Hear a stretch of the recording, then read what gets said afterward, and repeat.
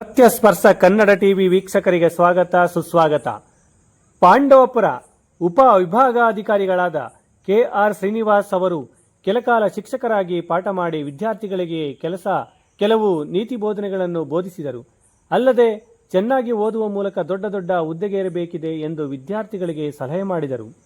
ಮಂಡ್ಯ ಜಿಲ್ಲೆ ಪಾಂಡವಪುರ ತಾಲೂಕಿನ ಚಲುವರಸನಕೊಪ್ಪಲು ಗ್ರಾಮದ ಸರ್ಕಾರಿ ಕಿರಿಯ ಪ್ರಾಥಮಿಕ ಪಾಠಶಾಲೆಯಲ್ಲಿ ಶಿಕ್ಷಕರಾಗಿ ಕೆಲ ಹೊತ್ತು ವಿದ್ಯಾರ್ಥಿಗಳಿಗೆ ಉಪ ವಿಭಾಗಾಧಿಕಾರಿ ಕೆಆರ್ ಶ್ರೀನಿವಾಸ್ ಅವರು ಪಾಠ ಮಾಡಿ ಗಮನ ಸೆಳೆದರು.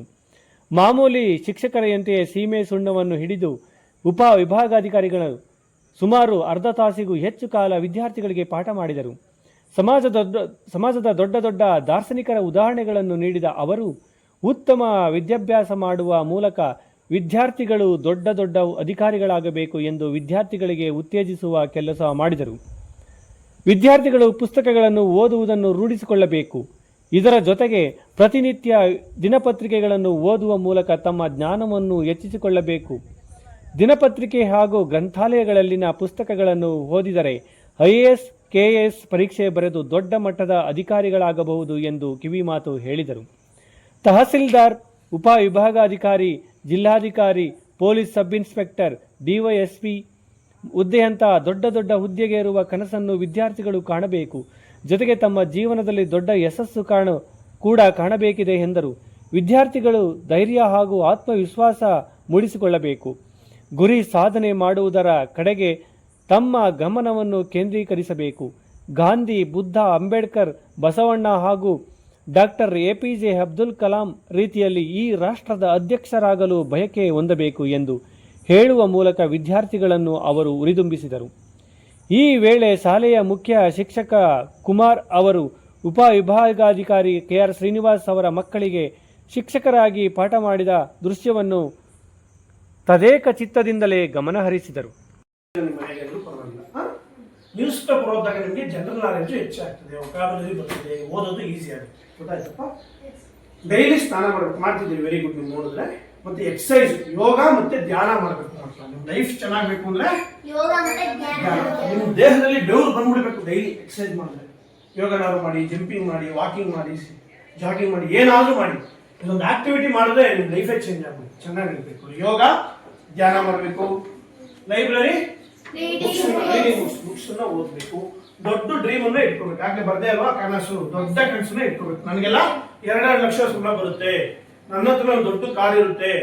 ಆಮೇಲೆ ನೀವು ಬರೀ ಕೆಲ್ಸಕ್ಕೆ ಹೋಗೋದನ್ನೇ ಯೋಚನೆ ಮಾಡ್ಬಿಡಿ. 10% ತಗೊಂಡು ನಾನೇ 100 ಜನಕ್ಕೆ ಕೆಲ್ಸಕ್ಕೆ ಕೊಡ್ತೀನಿ ಅಂತ ಯೋಚನೆ ಮಾಡಿ. ಯಾವ ತರ ಯೋಚನೆ ಮಾಡ್ತೀರಿ?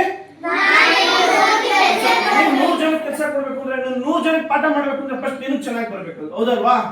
ಹಾಗಾಗಿ ಹೆಚ್ಚಿಗೆ ನಾಲೆಜ್ ಅನ್ನು ಪಡ್ಕೋತೀವಿ. ಗೊತ್ತಾಯ್ತು? ಮಲ್ಕೊಳ್ಳೋದು ಮುಂಚೆ ನಿದ್ದೆಯಿಂದ ಎದ್ದ ತಕ್ಷಣ ಕಡ್ಡಾಯವಾಗಿ ರಿವಿಷನ್ ಮಾಡ್ಬೇಕು. ಗೊತ್ತಾಯ್ತಾ? ನಾವ್ ಇವತ್ತು 15 ದಿವಸದಲ್ಲಿ ಏನ್ ತಿಂಡಿ ಮಾಡಿದ್ವಿ ಅಂತ ಯಾರು ನೆನಪಿದ್ಯಾ? ಇಲ್ಲ, ಮರ್ತೋಗಿರುತ್ತೆ. ಬಟ್ ಬೆಳಿಗ್ಗೆ ಏನ್ ತಿಂಡಿ ಮಾಡಿದೀವಿ ಎಲ್ರಿಗೂ ನೆನಪಿರುತ್ತೆ, ಹೌದಲ್ವಾ? ಯಾಕೆ ಅಂದ್ರೆ ಇದು ರೀಸೆಂಟ್ ಮೆಮೊರಿ. 15 ಡೇಸ್ ಇಂದ ಎಷ್ಟೊಂದ್ ಸರಿ ತಿಂಡಿ ಮಾಡಿದ್ವಿ, ಎಷ್ಟೊಂದೆಲ್ಲ ನಮ್ಮ ಮನಸ್ಸಿಗೆ ಬಂದು ಹೋಗಿರುತ್ತೆ, ಹೌದಲ್ವಪ್ಪ? ಅದೆಲ್ಲ ಮರ್ತೋಗ್ತಾ ಇರುತ್ತೆ. ಹಾಗಾಗಿ ಯಾವ್ದನ್ನ ನಾವು ಚೆನ್ನಾಗಿ ನೆನ್ಪಿಟ್ಕೋಬೇಕು ಅಂತೀರಿ ಅದನ್ನ ಪದೇ ಪದೇ ರಿವಿಷನ್ ಮಾಡೋದನ್ನ ರೂಢಿ ಮಾಡ್ಕೋಬೇಕು ಮಕ್ಕಳ. ಗೊತ್ತಾಯ್ತೇನ್ರ? ಮನಸ್ಸನ್ನ ಯಾವಾಗ ನೀವು ನೆನ್ಸ್ಕೊತಾ ಇರ್ಬೇಕು. ಸೊ ಓದಿದ್ದನ್ನ ನಿದ್ದೆಯಿಂದ ಎದ್ದ ತಕ್ಷಣ ಹಳೆದೆಲ್ಲ ಮರ್ತೋಗ್ತಾ ಇರುತ್ತೆ. ಆವಾಗ ನೀವೇನ್ ಮಾಡ್ಬೇಕು? ನಿದ್ದೆಯಿಂದ ಎದ್ದ ತಕ್ಷಣ ನೆನಪಿಸ್ಬೇಕು. ನಿನ್ನೆ ಶ್ರೀನಿವಾಸ್ ಅಂತ ಬಂದಿದ್ರು, KAS ಆಫೀಸರ್ ಹೇಳಿದ್ರು, ಸ್ವಾಮೀಜಿ ಬಂದಿದ್ರು, ಅವರು ಕೂಡ KAS ಆಗಿದ್ದರು, ಹೌದಲ್ವಾ? ಅವರು ದೊಡ್ಡದಾಗಿ ಕನಸು ಕಾಣ್ಲಿಕ್ಕೆ ಹೇಳಿದ್ರು. ಈ ತರ ಎಲ್ಲ ಬರ್ದು ಮಾಡ್ಬೇಕು. ಗೊತ್ತಾಯ್ತಾ? ನೀವು ಜೀವನದಲ್ಲಿ ದೊಡ್ಡ ದೊಡ್ಡ ಮಟ್ಟಕ್ಕೆ ಹೋಗ್ಬೇಕು ಅಂದ್ರೆ ಮಕ್ಕಳ ಒಂದು ಅಭ್ಯಾಸವನ್ನು ಚೆನ್ನಾಗಿ ಇಟ್ಕೊಳ್ಳಿ. Reading books very very important. ಯಾವುದು? ಸ್ಕೂಲ್ ಬುಕ್ಸ್ ಅಷ್ಟೇ ಓದೋದಲ್ಲ, ಲೈಬ್ರರಿ ಬುಕ್ಸ್ ನೀವು ಓದ್ಬೇಕು. ಗೊತ್ತಾಯ್ತಾ? ಲೈಬ್ರರಿ ಬುಕ್ಸ್ ಓದ್ಬೇಕು. ಓದ್ತಿರಲ್ವಾ? 5th ಅಲ್ಲಿ ಇದ್ದೀರಿ ನೀವು, ಅಟ್ಲೀಸ್ಟ್ 5th ಸ್ಟ್ಯಾಂಡರ್ಡ್ ಮುಗಿಯೋಷ್ಟರಲ್ಲಿ 5 ಬುಕ್ಸ್ ಓದ್ಬೇಕು. ಅಕ್ಬರ್ ಬೀರ್ಬಲ್ ಕಥೆಗಳನ್ನ ತೆಗೆದುಕೊಳ್ಳಿ. ಸ್ಟಾರ್ಟಿಂಗ್ ಅಲ್ಲಿ ಸ್ವಲ್ಪ ಕಷ್ಟ ಅನ್ಸುತ್ತೆ ಮಕ್ಕಳ. ಓದ್ತಾ ಹೆಂಗಿರ್ಬೇಕು ನಿಮ್ಗೆ ಅಂದ್ರೆ, ಸಿನಿಮಾ ನೋಡ್ಬೇಕಾದ್ರೆ ಎಲ್ಲ ಮರ್ತು ಬಿಡ್ತಿರಲ್ಲ ನೀವು, ಹೌದಲ್ವಾ? ಆತರ ಓದ್ಬೇಕಾದ್ರೂ ನಿಮ್ಗೆ ಅಷ್ಟು ಖುಷಿ ಸಿಗುತ್ತೆ. ಸಿನಿಮಾ ನೋಡೋ ಮುಳುಗೋಗ್ತಿಲ್ಲ, ಆ ಥರ ಓದ್ವಾಗ್ಲೂ ಮುಳುಗೋಗ್ತೀರಿ. ಕಥೆ ಬುಕ್ ನಿಮ್ಮಷ್ಟಕ್ಕೆ ನೀವೇ ತೆಗೆದುಕೊಂಡು ಓದೋ ಥರ ಆಗ್ಬೇಕು. ನೀವು ಹಿಂದೂಗಳಾದ್ರೆ ರಾಮಾಯಣ, ಮಹಾಭಾರತ ಓದಿ. ಗೊತ್ತಾಯ್ತಾ ಮಕ್ಕಳ? ನ್ಯೂಸ್ ಪೇಪರ್ ಓದೋದನ್ನ daily important, very very important. ನೀವು KAS IAS ಆಗ್ಬೇಕು ಅಂದ್ರೆ ಡೈಲಿ ನ್ಯೂಸ್ ಪೇಪರ್ ಓದೋದನ್ನ ರೂಢಿ ಮಾಡ್ತೀವಿ. ನ್ಯೂಸ್ ಪೇಪರ್ ತಗೊಳ್ಳಿಕ್ಕೆ ಯಾರಿಗೆ ಏನು ಬರ್ತಾನೆ ಇಲ್ಲ ಮಕ್ಕಳು. ತಿಂಗಳಿಗೆ ಒಂದು 200 ರೂಪಾಯಿ ಖರ್ಚು ಮಾಡಿದ್ರೆ ಸಾಕು. ಹೌದಲ್ವೇನ್ರೋ? Very good. ಅದು ಸಾಕಾಗಲ್ಲ, ನೀವೇ ಕುತ್ಕೊಂಡು ಓದ್ಬೇಕು. ಒಂದು ಅರ್ಧ ಗಂಟೆ ರಜೆ ಇರುತ್ತಲ್ಲ, ಓದಿ ಚಿತ್ರ ತುಂಬಾ ಇನ್ಫಾರ್ಮೇಶನ್ ಇರುತ್ತೆ. ಡೈಲಿ ನ್ಯೂಸ್ ಪೇಪರ್ ಓದೋದನ್ನ ರೂಢಿ ಮಾಡ್ಕೊಳ್ಳಿ. ಅಟ್ಲೀಸ್ಟ್ ವಾರಕ್ಕೆ ಒಂದು ದಿವಸ ತಗೊಳ್ಳಿ. ಡೈಲಿ ಆಕ್ಚುಲಿ ನಿಮ್ಮ ಮನೆಗೆ ಎಲ್ಲರೂ ಪರವಾಗಿಲ್ಲ. ನ್ಯೂಸ್ ಪೇಪರ್ ಓದಿದಾಗ ನಿಮಗೆ ಜನರಲ್ ನಾಲೆಜ್ ಹೆಚ್ಚಾಗ್ತದೆ, ವೊಕಾಬುಲರಿ ಬರ್ತದೆ, ಓದೋದು ಈಸಿ ಆಗುತ್ತೆ. ಗೊತ್ತಾಯ್ತಪ್ಪ? ಡೈಲಿ ಸ್ನಾನ ಮಾಡ್ಬೇಕು. ಮಾಡ್ತಿದ್ದೀರಿ, ವೆರಿ ಗುಡ್. ನೀವು ನೋಡಿದ್ರೆ ಮತ್ತೆ ಎಕ್ಸಸೈಸ್, ಯೋಗ ಮತ್ತೆ ಧ್ಯಾನ ಮಾಡಬೇಕು. ನಿಮ್ಮ ಲೈಫ್ ಚೆನ್ನಾಗಬೇಕು ಅಂದ್ರೆ ನಿಮ್ಮ ದೇಹದಲ್ಲಿ ಬೆವರು ಬಂದ್ಬಿಡ್ಬೇಕು. ಡೈಲಿ ಎಕ್ಸಸೈಸ್ ಮಾಡಿದ್ರೆ, ಯೋಗನಾದ್ರು ಮಾಡಿ, ಜಂಪಿಂಗ್ ಮಾಡಿ, ವಾಕಿಂಗ್ ಮಾಡಿ, ಜಾಗಿಂಗ್ ಮಾಡಿ, ಏನಾದ್ರೂ ಮಾಡಿ, ಇದೊಂದು ಆಕ್ಟಿವಿಟಿ ಮಾಡಿದ್ರೆ ನಿಮ್ಮ ಲೈಫೇ ಚೇಂಜ್ ಆಗ್ಬೇಕು, ಚೆನ್ನಾಗಿರ್ಬೇಕು. ಯೋಗ, ಧ್ಯಾನ ಮಾಡಬೇಕು, ಲೈಬ್ರರಿ ಬುಕ್ಸ್ ಓದ್ಬೇಕು, ದೊಡ್ಡ ಡ್ರೀಮ್ ಅನ್ನ ಇಟ್ಕೋಬೇಕು. ಆಗ್ಲೇ ಬರ್ದೇ ಅಲ್ವಾ ಕನಸು, ದೊಡ್ಡ ಕನಸನ್ನ ಇಟ್ಕೋಬೇಕು. ನನಗೆಲ್ಲ 2 ಲಕ್ಷ ಸಂಬಳ ಬರುತ್ತೆ, ನನ್ನ ಹತ್ರ ಒಂದು ದೊಡ್ಡ ಕಾರ್ ಇರುತ್ತೆ. ಆಮೇಲೆ ನೀವು ಬರೀ ಕೆಲ್ಸಕ್ಕೆ ಹೋಗೋದನ್ನೇ ಯೋಚನೆ ಮಾಡ್ಬಿಡಿ. 10% ತಗೊಂಡು ನಾನೇ 100 ಜನಕ್ಕೆ ಕೆಲ್ಸಕ್ಕೆ ಕೊಡ್ತೀನಿ ಅಂತ ಯೋಚನೆ ಮಾಡಿ. ಯಾವ ತರ ಯೋಚನೆ ಮಾಡ್ತೀರಿ? ನೀವು 100 ಜನಕ್ಕೆ ಕೆಲಸ ಕೊಡ್ಬೇಕು ಅಂದ್ರೆ, 100 ಜನಕ್ಕೆ ಪಾಠ ಮಾಡ್ಬೇಕು ಅಂದ್ರೆ ಫಸ್ಟ್ ನಿನಗೆ ಚೆನ್ನಾಗಿ ಬರ್ಬೇಕು. ಹೌದಲ್ವಾ? ಹಾಗಾಗಿ ಹೆಚ್ಚಿಗೆ ನಾಲೆಜ್ ಅನ್ನು ಪಡ್ಕೋತೀವಿ.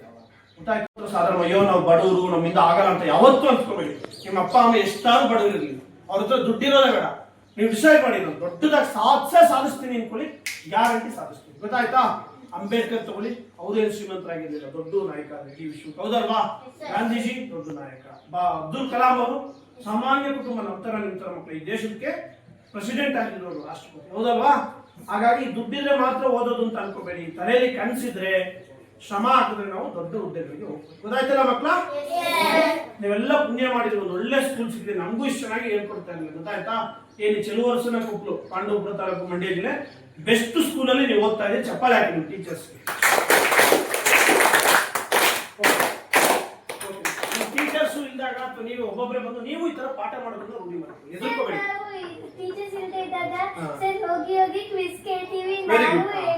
ಆ ತರ ಮಾಡಿ ನೀವೇ ಬಂದು ಕ್ಲಾಸ್ ತಗೊಂಡು ಆಗ ನಿಮಗೆ ಧೈರ್ಯ ಬರುತ್ತೆ. ಓಕೆನಾ? ಇವತ್ತು ಕಾರ್ಯಕ್ರಮ ಇದೆ, ಇದನ್ನ